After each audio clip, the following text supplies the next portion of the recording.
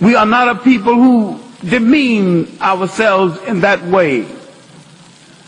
But for them to know this, they have to know what kind of society produced them.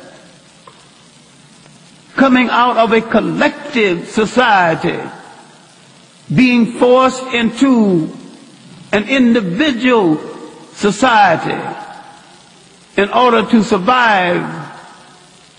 And this is an assumption.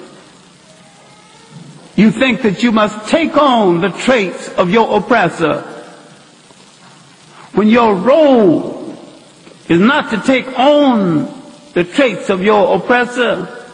Your role is to prepare to destroy your oppressor.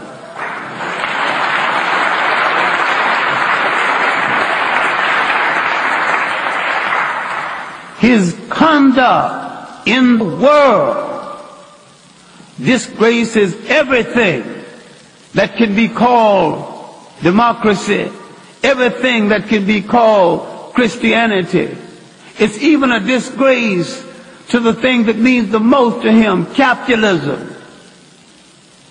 He's misconducting himself in relationship to the one thing he used to try to hold on to the world, the apparatus of exploitation.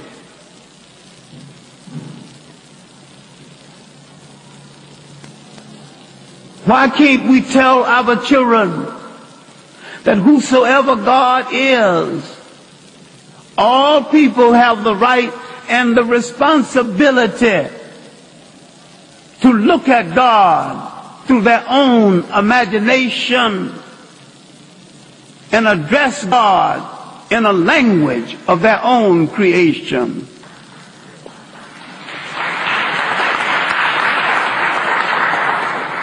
Why then can't we calm ourselves down, then calm them down?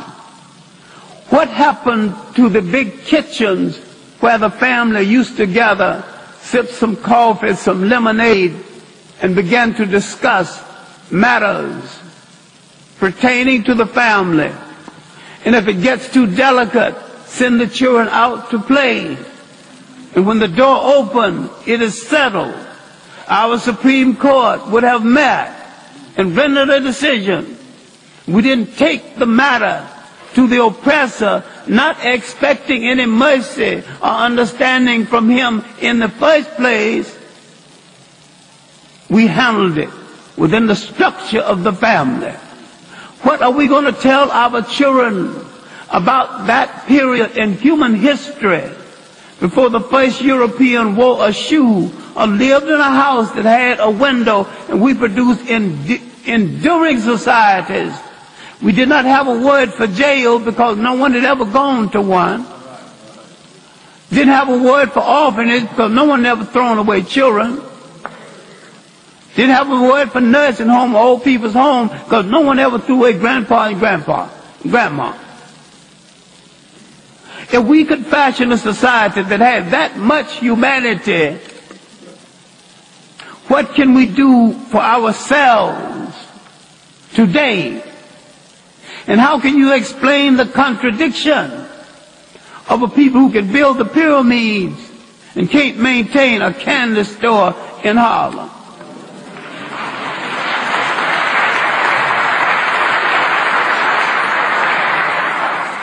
The question came up in a meeting in Senegal. Yes, it was an arrogant member. I don't even know how he got there. He was in ethnic midstream. He didn't exactly belong to us. He didn't exactly not belong to us. He was what we call Hispanic, and he said he had enough African blood to justify being there, but he had no African loyalty. You must have African loyalty. Having the blood is not enough. You have no commitment.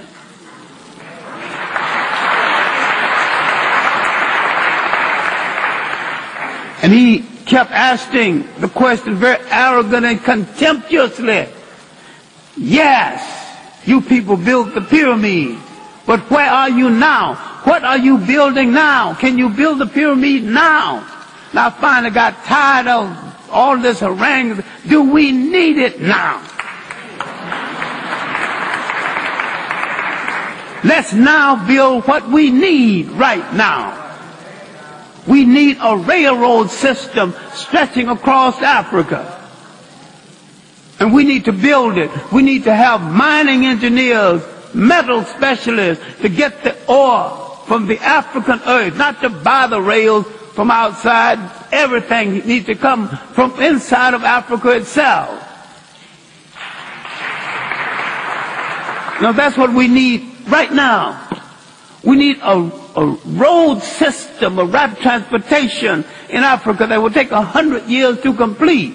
If it takes 100 years to complete, if we started this year, we've got only 99 more years to go.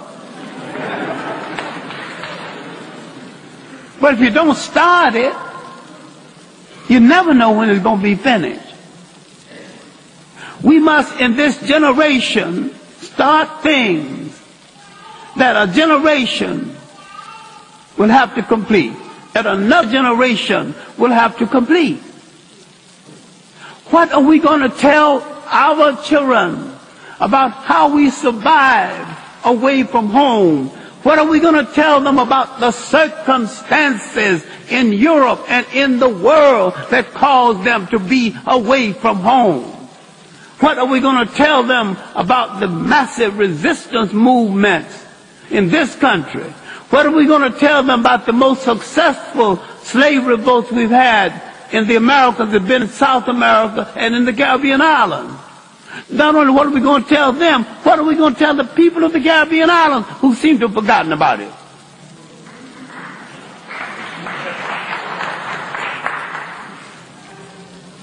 At what point do we tell our children, stop imitating imitators? You're imitating someone who's imitating you.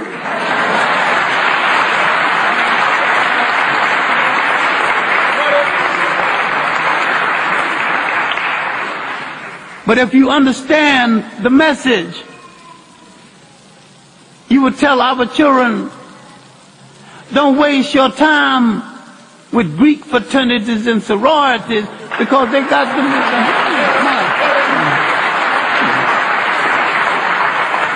all this nonsense and hazing just to get into a sorority and a fraternity. You have to literally humiliate yourself.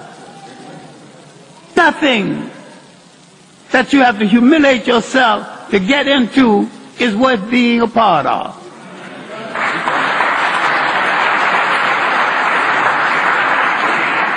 The African secret societies, where the Greeks stole the idea in the first place, were societies of responsibility, responsible people. How do we get this point across to our people? And how do we tell our children going to church while a European painted that picture up there? There's no proof that Christ looked that way. We're not arguing against Christ. We're arguing against somebody else's dictation of him arbitrarily as being white. We're not. All we have to say is that where he was born, if he wasn't a Greek, he wasn't a Roman, and the Greeks and the Romans were both mixed. If he wasn't either one of them, the chances are he was one of those other people. And all those other people were non-white. So you don't have to argue about his shade, whether he was light brown or all that. The main thing you have to establish that he wasn't a Greek and he wasn't a Roman. And once that mission is made, you walk away. I've finished my conversation.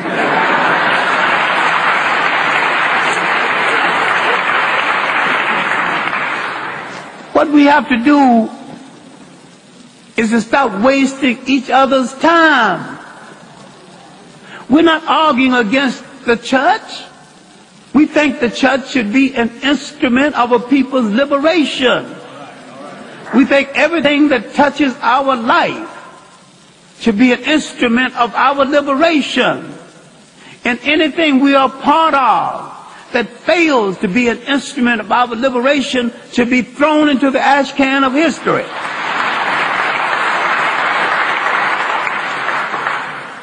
How do we explain ourselves to ourselves, and how do we explain ourselves to our children?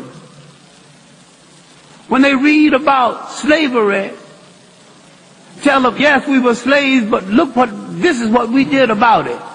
These are the circumstances. These are the people who benefited from it. These are the people who still benefit from it. This is